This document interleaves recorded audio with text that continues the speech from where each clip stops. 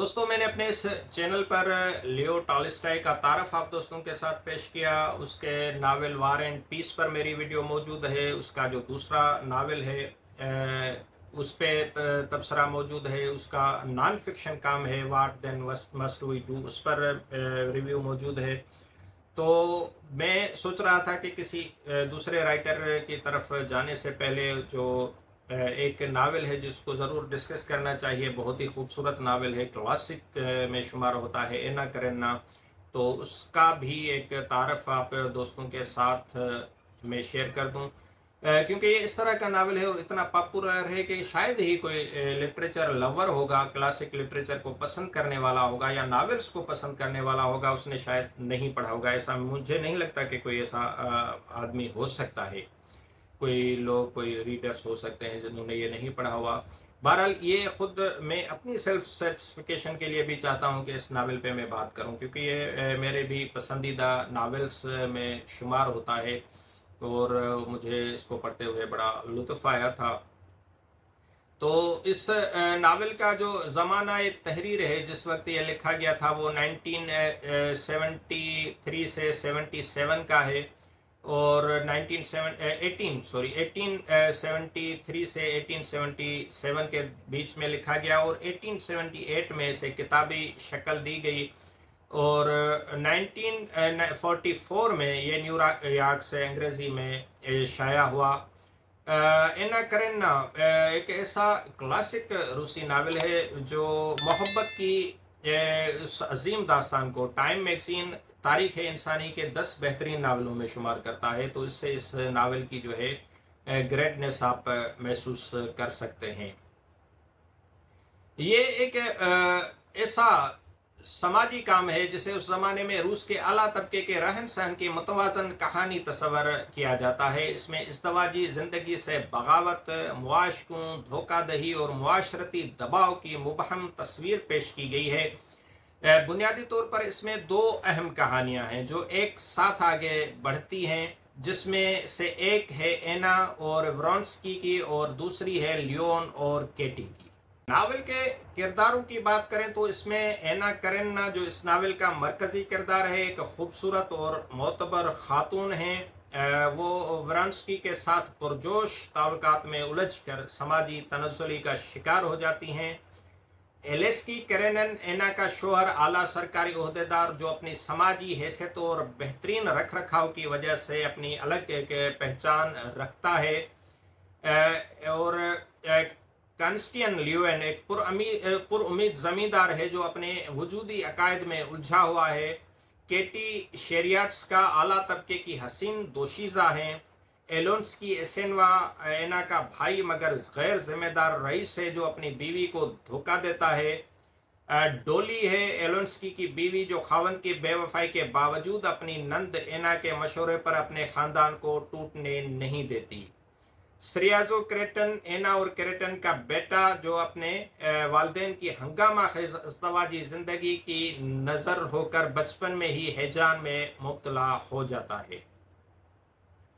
Novel का जो आगाज़ है वो एलोन्स्की और उसकी शरीक हयात डोली की मुस्तरब ज़िंदगी से होता है और एलोन्स्की की बेवफाई की वजह से उसके ख़ानदान में एक बहरान पैदा हो जाता है और कुछ अरसे बाद एना भी जो है वो तन्हाई का शिकार हो जाती हैं और उसमें मायूसी सरायत करने लगती है। वो व्रोंस्की को भी शक की नज़र से देखती है।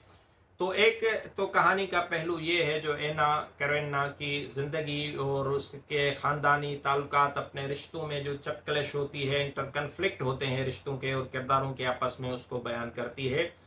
जबकि इसकी दूसरी जो कहानी है वो ज़मींदार लियोन और शहजादी केटी के गिर्द घूमती है। ये कहानी भी एना और व्रोंस्की के ज़ेर असर है और केटी अपनी वालदा की रज़ा से लियोन से शादी की पेशकश को ठुकराकर व्रोंस्की की तरफ मायल हो जाती है और फिर उसकी तरफ से ठुकराए जाने के बाद वो बीमार हो जाती है और कुछ अरसे बाद वो सेहतियाब होकर वापस आती है। तो और लियोन भी उसकी वजह से रंजीदा रहता है।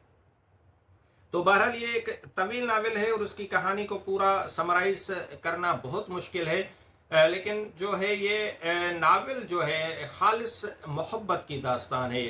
इसमें जो टॉलस्टॉय के जो खूबी है कि उसने आम सी बात के भी कई मुख्तलफ ज़ाविये फ़राहम किए हैं, जिससे उसकी तहरीरों में वुसअत आ जाती है और वो कई मौज़ूआत को एक साथ छूता हुआ आगे बढ़ता है।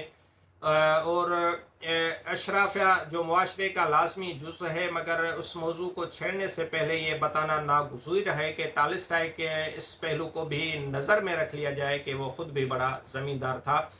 लेकिन उसके बावजूद वो ज़मींदारों का बड़ा क्रिटिक्स था और वो अमीर तबके को जो है उसके जो कमज़ोरियाँ और या उसकी जो अयाशियाँ उनको वो एक्सपोज करता था अपनी राइटिंग्स में। रूसी तबके की जो अशराफिया है, उनकी अयाशियाँ हैं, उस मुआशरे की जो है बदकारियाँ हैं या समाजी बदलाव है, वो सारा इस नावल में बयान किया गया है। लोग जो आला तबके में अपने दर्जा बरकरार रखने के लिए अखराजात करते हैं, फिर जब पूरा नहीं होता तो कर्ज उठाते हैं, फिर जो है वो वसाइल बेचते हैं और मज़ीद मसाइल का शिकार हो जाते हैं। तो ये जो उनके एक नफ्सियाती पहलू दिखाया गया है कि वो अपना समाज में रुतबा बरकरार रखने के लिए खुद को तबाह व बर्बाद करने से भी गुरेज नहीं करते। और उस वक्त की जो सियासी समाजी सूरत हाल थी रशिया की, सिविलियन अस्करी हुकाम और हुकूमती एहलकारों के जो दरमियान ताल्लुकात थे वो भी बयान किए गए हैं। और इसमें जो है उस दौर में ज़ार की जानिब से जो इस्लाहात की गई थी रशियन सोसाइटी के लिए, वो भी इसमें बयान की गई हैं।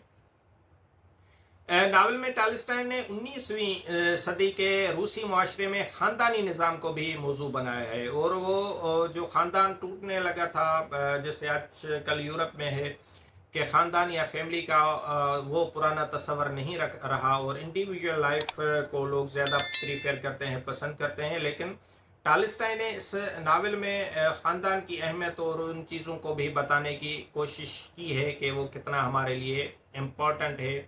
औरतों के हुकूक की बात की गई है और वो समाज में औरत पर आयद दोहरे मयारात और हदूद को भी हदफ तनकीद बनाता है। और नाजायज़ ताल्लुकात मर्द के लिए जायज़ हैं, लेकिन औरत से सरजद हो जाए तो सोसाइटी उसके खिलाफ खड़ी हो जाती है। इस नावल में थोड़ा जैसे हर रशियन नावल में होता है कि नाम से जो वो बड़ी कन्फ्यूजन होती है, एक दूसरे जैसे नाम होते हैं या बड़े लंबे नाम होते हैं तो उनको प्रोनाउंस करना बड़ा मुश्किल हो जाता है। एक चीज़ ये है जो रीडर्स को उसमें दुश्वारी पेश आती है।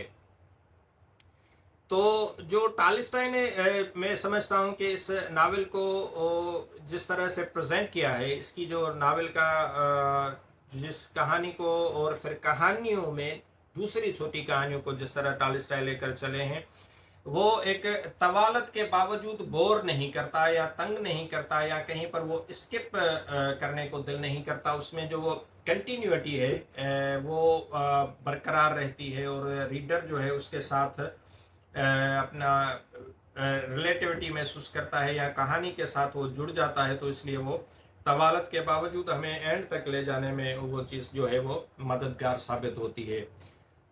तो इस नावल, क्योंकि इसको 100 साल से ज़्यादा अरसा हो गया है पब्लिश हुए और फिर डिस्कस किए हुए, हर लिटरेचर के लवर ने इसको ज़रूर पढ़ा है, फिर भी मैं इसका जिक्र करना ज़रूरी समझ रहा था। तो उम्मीद करता हूँ दोस्तों कि ये आपको वीडियो पसंद आई होगी। तो ज़रूर अपनी राय से आगाह कीजिएगा, इसको लाइक कीजिएगा। किताबों और किताबी तबसरों के हवाले से इस चैनल पर जो नावलों पर, कहानियों पर तबसरे मौजूद हैं, उनके हवाले से भी आप अपनी राय दीजिएगा। अगर आप इस चैनल पर नए हैं और अभी तक सब्सक्राइब नहीं किया तो आपसे रिक्वेस्ट होगी कि ज़रूर इसको सब्सक्राइब कर दें और ये नावल भी पढ़ें। और अगर आपका पढ़ा हुआ है तो आपकी राय का इंतज़ार रहेगा। बहुत बहुत शुक्रिया।